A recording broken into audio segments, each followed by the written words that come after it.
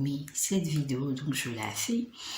Alors, j'avais dit dans ma vidéo précédente que j'allais parler de mon accouchement, mais c'est plus dans l'optique de dire à une femme enceinte, une future maman, qu'il est possible d'accoucher dès ton travail, bien, c'est le mot qu'il faut que j'utilise, dès ton travail, sans avoir de contraction, sans avoir de douleur. Et ça a été mon cas.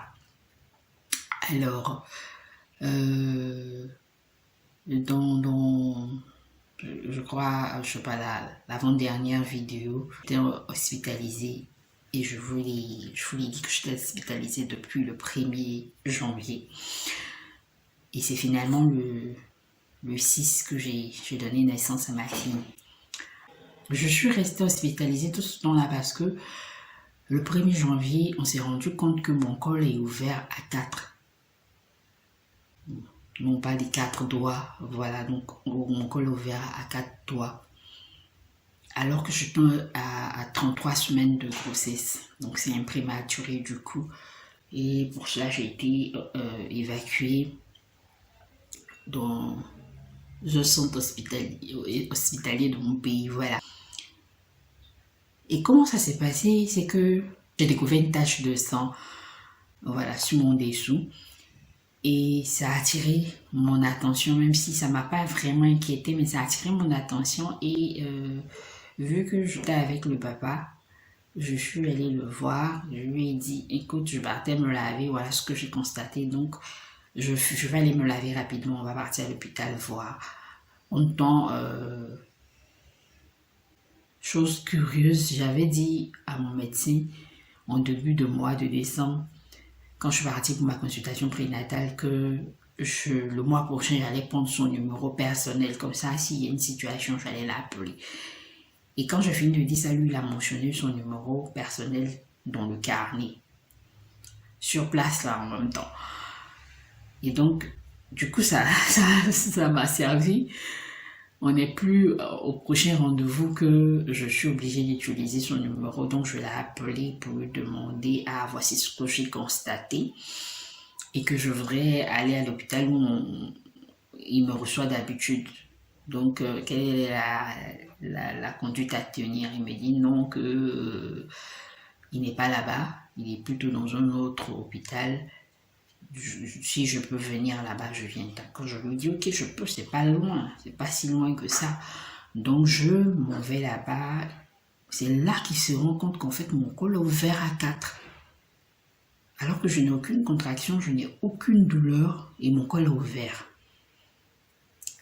Donc, il essaie d'écouter si le cœur du bébé bat et tout et tout. La demoiselle a commencé à faire du bruit si le cœur du bébé bat et tout et tout. Il me dit, si ça bat, tant mieux. Tu vas on va te faire accoucher, mais ça sera prématuré.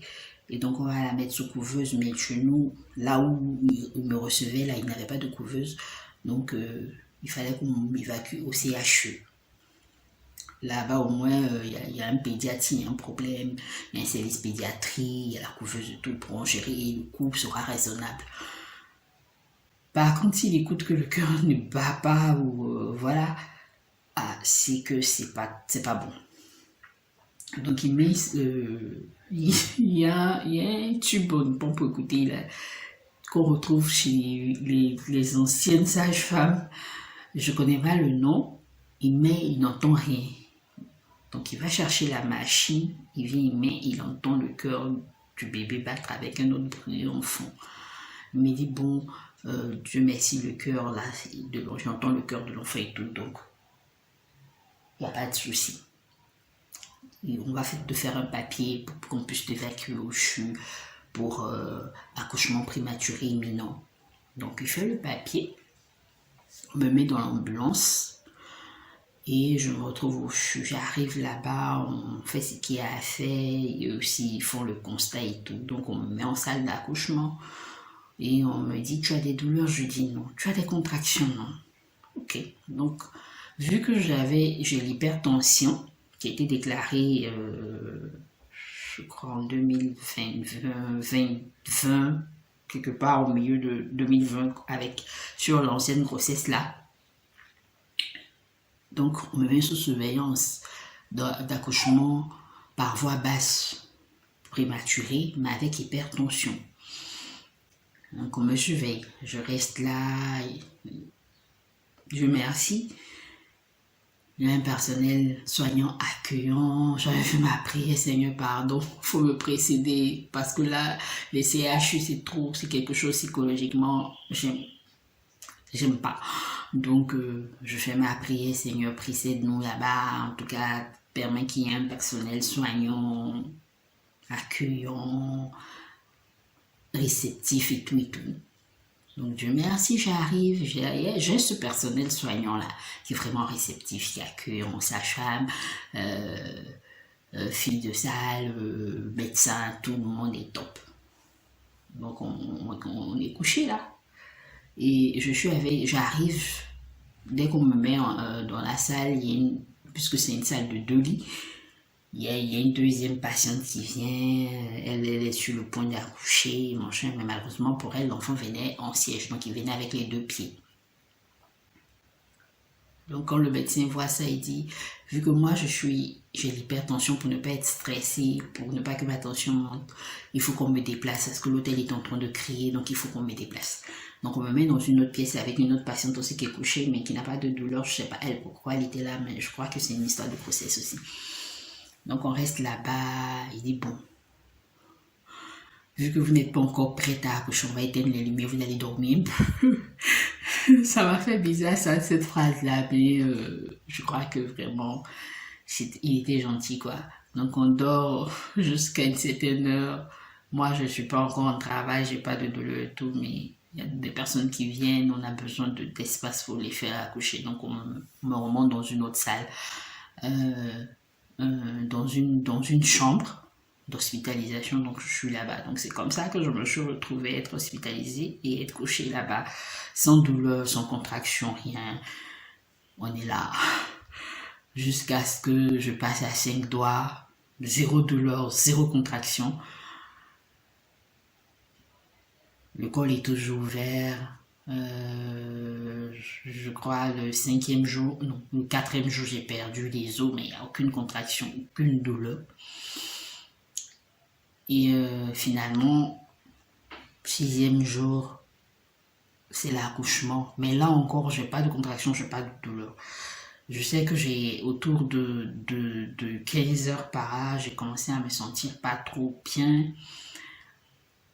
Moi, dans mon esprit, c'était plus, j'étais fatiguée d'être couchée dans la même position, côté gauche et tout, dans un hôpital, je voulais plus rester là-bas et tout. Donc, je me disais, c'était plus ça. Mais, vu que je me sentais pas bien, j'envoie qu'on appelle quelqu'un pour venir voir. Et c'était un peu compliqué, ils sont pas venus, ça traîne, machin. J'ai dû insister, c'est autour de 20 heures là, j'ai dû taper une griffe sur la table. Parce que là, j'ai dit, allez les appeler. On me dit, est-ce qu'elle a mal? Je dis, je n'ai pas mal, mais il faut venir voir. Parce que j'ai commencé à avoir du liquide gluant. Et comme dans les échanges avec ma maman, elle m'a dit, si tu urines que c'est gluant, c'est que tu es en train de t'apprêter à l'accouchement. Donc, on sait comme ça, il faut appeler quelqu'un. Et donc, mon maman, elle n'est pas à côté de moi dans les échanges au téléphone, elle m'a dit, donc c'est resté. J'ai vu qu'à un moment donné, vu que j'avais perdu les os, il y avait une des sages qui m'avait dit, de mettre une protection pour éviter que ça me salisse. Parce que je lui disais, mon slip se mouille. Moi, je ne savais pas que c'était la perte des os. Je lui disais, mon slip se mouille régulièrement et puis c'est vraiment très mouillé. Je ne comprends pas ce que c'est. Donc, quand elle est venue, elle a vu, elle a dit, tu as perdu les os. Donc, il faut acheter une protection, tu vas mettre. Donc, c'est comme ça que j'ai acheté une serviette périodique que je mettais, que je changeais régulièrement. Et j'observais chaque fois que je vais aux toilettes, je regarde pour voir les éventuels changements. Et c'est là que je me suis rendu compte que la coloration était différente. Je voyais un peu plus de saleté en évoluant là. Et c'est comme ça que quand j'ai appelé l'autre qui me disait, est-ce que tu as des douleurs? Le 6e jour quand j'ai appelé, celle qui était de permanence, elle demandait est-ce qu'elle a des douleurs. Je dis, je n'ai pas de douleurs, mais la coloration que je vois dans ma serviette périodique là n'est pas bonne. Il y a des saletés, c'est même pas des saletés. Donc, comme elle ne voulait pas, comme dans tous les services, il y a de bonnes personnes et de pas bonnes personnes, des personnes qui ont envie de travailler, des personnes qui n'ont pas envie de travailler, elle ne voulait pas venir. J'ai envoyé autour de 20 heures pour la 3e fois quelqu'un pour aller l'appeler. Quand la personne est partie, elle lui dit, on lui a donné un suppositoire qu'elle mette si elle a mal. Donc quand la personne m'a dit, je dis, moi, je vais aller le trouver au bureau. On m'a dit, elle n'est pas sortie de la chambre. Mais je dis, je vais aller la trouver. Et en même temps, elle est rentrée. Elle m'a dit, on vous a donné suppositoire. Je dis, madame, au stade où je suis arrivée, je fais quoi avec suppositoire? Mon col est ouvert à 5. J'ai perdu les os depuis 2 jours. Je fais quoi avec un suppositoire? Elle dit, ah, bon, d'accord, je viens. Couchez-vous, je vais voir. Vous avez un gant? Je dis, je n'ai pas de gant. Donc elle est partie chercher son gant, elle est venue. Elle regarde, elle dit, ah, vous êtes à 5, 6. Avec quoi cervical, mon chien a commencé à dire. Donc elle dit à la stagiaire qui est là, il faut l'accompagner en salle d'accouchement. Et puis tu dis les détails qu'elle a donnés là. La stagiaire aussi n'a pas été capable de mémoriser ça. Arrivée là-bas, elle n'a pas pu transmettre ce qu'on lui a dit, malheureusement. Donc, quand elle est arrivée, on m'a installée. Encore une fois, je tombe sur une bonne équipe, cette fois-ci encore en salle d'accouchement. Je tombe sur une très bonne équipe d'ailleurs. Et le médecin me reçoit, elle vient, elle regarde, essaie de regarder, mais dans la position d'accouchement, elle essaie de regarder. Et pendant qu'elle est en train de regarder, elle échange avec moi, c'est à quelle grossesse, c'est ça. Donc, dans ça, pendant qu'elle posait, elle dit, ah, donc, moi personnellement, je ne connais pas contraction. Je ne sais pas pousser. Et comment ça? Tu as quelle grossesse? Je suis à ma 3e grossesse, mais la 2e n'est pas restée. Et celle qui est restée où c'est pas été un accouchement, c'est un accouchement déclenché. Donc je connais pas ce qu'on appelle contraction, comment ça se passe et tout. Je sais pas. Elle dit ça va aller. Ta fille à quel âge? Je lui dis ma fille aura 12 ans bientôt. Elle dit waouh, ça c'est vraiment, tu es vraiment une nouvelle maman. Je lui dis oui, que je connais pas. Donc vous allez m'aider au moment opportun, vous allez m'aider à pousser parce que je sais pas comment on pousse, je connais pas. Elle dit il n'y a pas de problème, ça va aller, t'inquiète pas, tout va bien se passer. Donc vu que l'enfant n'est pas encore proche et que tu n'as pas véritablement de contraction, mets-toi sur le côté gauche. Donc je me mets sur le côté gauche et elle va dans le hall là, qui est pas long, en train de causer avec les autres médecins, en train de recevoir les autres femmes qui viennent. Donc j'ai commencé progressivement d'abord, j'ai commencé à sentir une douleur, une forte douleur. Et puis j'ai dit, j'ai besoin d'aide. Là aussi on était 2 dans la chambre. L'autre, elle est en attente pour une césarienne. Elle